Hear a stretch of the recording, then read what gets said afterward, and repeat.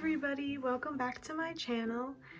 I know I look very different today. I normally do not wear this kind of over-the-top look. I know that for a lot of people they probably don't think this is all that much, but for me it's pretty over-the-top. I normally wear pretty neutral colored wigs. It's still pretty neutral. I know that it's kind of all over the place. I am not a wig expert. I still think it looks kind of cute. I tried to go for like a little flapper look. I don't know, this kind of gave me flapper vibes, like 1920s flapper look. I don't know.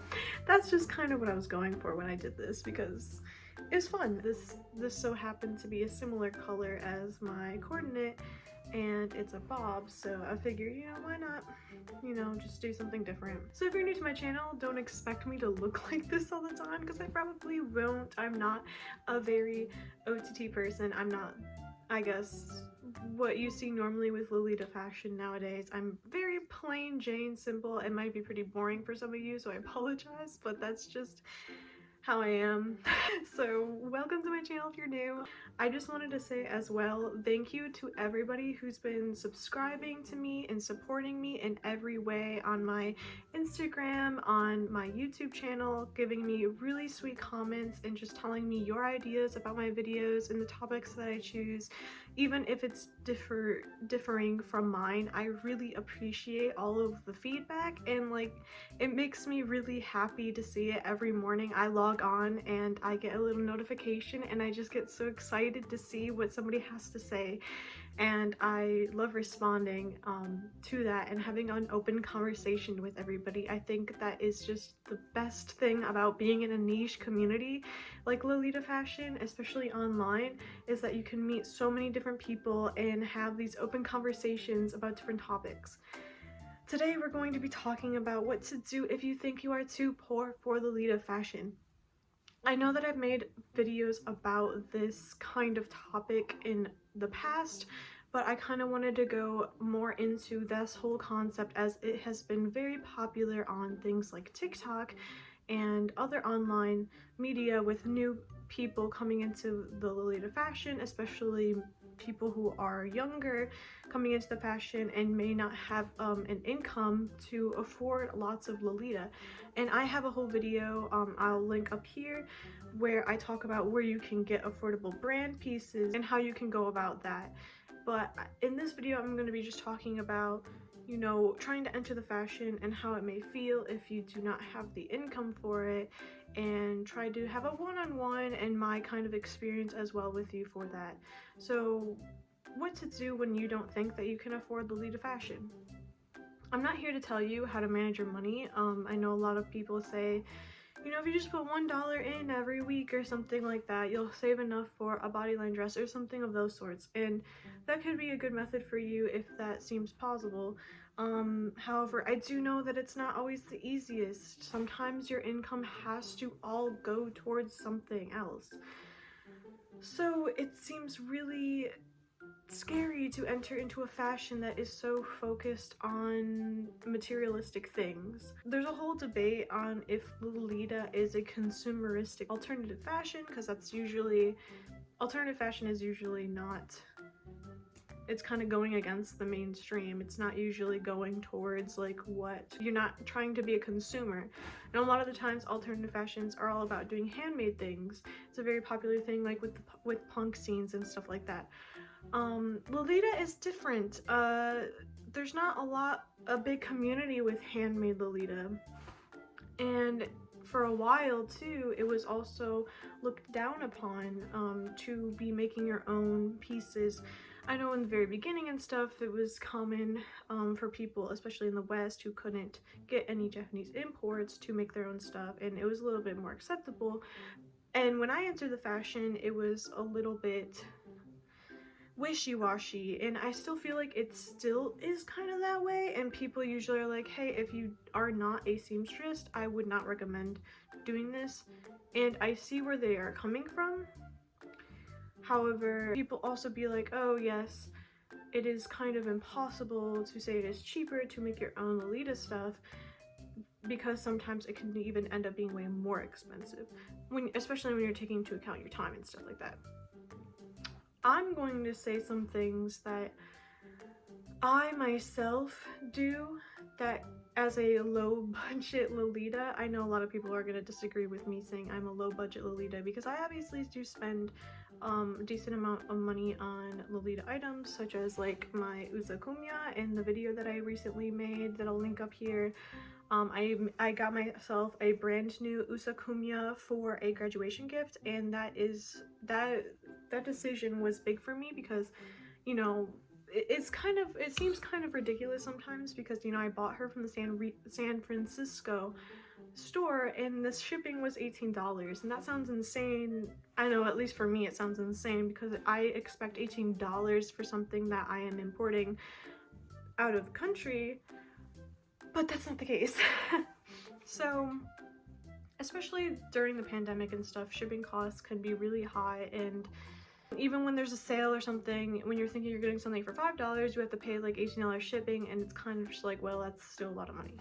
So I'm going to say what I've been doing. I've always been very hung up on my money. I've always been very cautious about what I spend, almost to the extreme where it was kind of, I wouldn't allow myself to buy anything. I wouldn't even like go buy myself an ice cream when I was out with friends. I would literally just get water. I would refuse that for myself because I was so worried about money, and I would save a lot of my money all the time as much as I could, because I just like always worried about money. That isn't, at least for me, it was not a really nice way to live. I never got to enjoy anything for myself with my own money. So especially within this last year, and when I got back into Lolita fashion, I kind of was like, you know what, you've been saving all this money all the time. You need to allow yourself to get some things that you want, especially before like you need to start really making big decisions in your life with financials and stuff like that. So that's kind of where I've been buying a lot of my Lolita stuff, and I've been kind of like buying a lot of it. However, I'm still very mindful with what I get. Here's what I do. For instance, this blouse that I'm wearing, which I think is very lollyable. That is your opinion if you don't agree with that, but very lollyable. It is a Forever 21 blouse that I got like probably a decade ago, and I think it looks great. And I have a lot of Forever 21 blouses, and I'm not promoting fast fashion here. I'm just saying what you could do, and what I have done, is you can go to thrift stores or things like Plato's Closet, which usually is around a lot of like Midwestern areas and stuff like that. You could go to like a thrift store or Goodwill, anything of those sorts. A lot of like fast fashion things like Forever 21 are really cheap, and so depending on who you're talking to in Lolita, some people will say, you know, don't buy any blouse that isn't from a Lolita brand or Lolita specific, like Bodyline or Taobao, because it might not be lollyable enough. And, you know, this is kind of your own, this is where you can come in for yourself and say what you think is good enough with your clothes. I guess I would say like a lot of what comes down with Lolita is like styling, and if you understand the style. And a lot of people make it sound like this like thing you have to research and understand as if it's like mathematics or something like that. I really think it comes down to things like color theory and just being able to understand aesthetics, which may be difficult for some people. So if you can understand the aesthetics of certain Lolita styles, like having lots of details in the lace and in the ruffles and frills of it all, like for instance, this blouse has lots of details in its ruffles and this lace, and a lot of, you know, in the past this Rochelle lace would be considered really not good, and still would probably still be considered not good today. But it's such a small detail of this, and it blends really well, that I don't think many people would like be like, wow, that lace sucks. Plus it's really not that scratchy. It's really soft actually. It just has that same pattern. So you might not get something that is like as high of quality as something like Baby the Starshine Bright Lace, but it is still something that you can work with, and it blends really well with a main piece that you might get. I've kind of mentioned in the video like how to get brand really cheap, going to meets, and looking on the secondhand market for like main pieces and all that stuff like that. But what you could also do, if you would like to do handmade, is you could actually alter things that are already in Goodwill and stuff like that.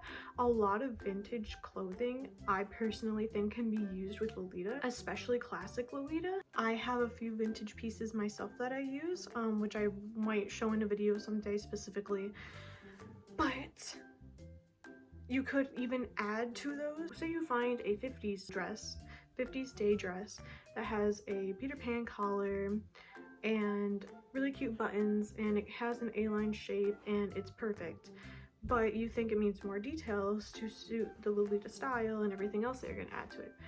You just could buy some lace and add on to that. That's what I do very often, is kind of just like upscale it, I guess you could say. And in the end, it costs me like $5 to like $20 max. And you can wear that dress for a very long time and for however long you want, and you don't need to be consistently buying all these Lolita pieces. I would say you really just end up collecting a lot of things through, you know, just your everyday, if you buy something, or if your friend gives you something, or you go to a swap meet, or you go to a Goodwill and you find like something like this for 50 cents, you know. Lolita is hard if you do not have a wardrobe that suits it. I luckily had a wardrobe that was very kawaii centered. My fashion was very vintage, very kawaii aesthetic. So a lot of my clothing's blended really well with Lolita made pieces, like this for instance, and this for instance. I had these two things that go really well with this dress. I didn't have this dress yet, but it goes really well, and it was really easy for me to coordinate that. So if you're already starting off in that way, I wouldn't be too worried about getting all these Lolita specific like blouses and stuff like that, because in the end you might just end up wasting a lot of your money. I know that I'm getting rid of a lot of my Lolita blouses because I realized, you know, I actually prefer cut sews, and I have like a ton of blouses that are kind of uncomfortable to wear on the day-to-day. So look at things that you can wear on your day-to-day as well. I would really suggest that, because then you actually will feel like it's worth buying, right? You're not going to buy a blouse that you're only going to wear for Lolita, which you might only wear at one con during the year. You know, if you could get a blouse that you can wear in multiple scenarios, like your office job, that would be perfect, right? And that's kind of where like the fast fashion Goodwill and stuff comes in really well, because I could wear this blouse very easily in an office setting. So I know that that's like probably not the best, but these are just some of my tips that I've done. Also, anytime I've gotten like a gift card, like an Amazon gift card for a birthday or something of that sort, I always just buy any like small Lolita essentials. A lot of people will tell you, do not go to Amazon, but personally I think that if you have something like a gift card or something like that, going to Amazon to buy something like a parasol or a pair of shoes or accessories is perfect for that. There's plenty of stuff on there that you can find where it'll suit it fine. You know, we're very hung up about quality in Lolita, but we do buy stuff off of AliExpress, Amazon, Taobao. I know a lot of people will be mad at me for saying this, and they'll be like, you know, newbies shouldn't be suggested these things, but it's more so like, keep in mind what you're paying for and what you're getting. If you're getting something like this and it's high quality, or it's just enough quality that it's good for you, then good, go for it. I wouldn't recommend getting a dress because a lot of the times they do overprice and it's not real and all the etc, which I'm sure you've heard before.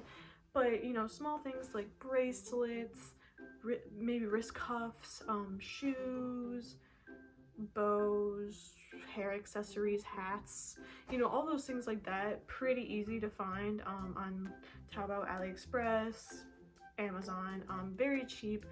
Probably will take forever to get to you, but it's cheaper and it's more accessible.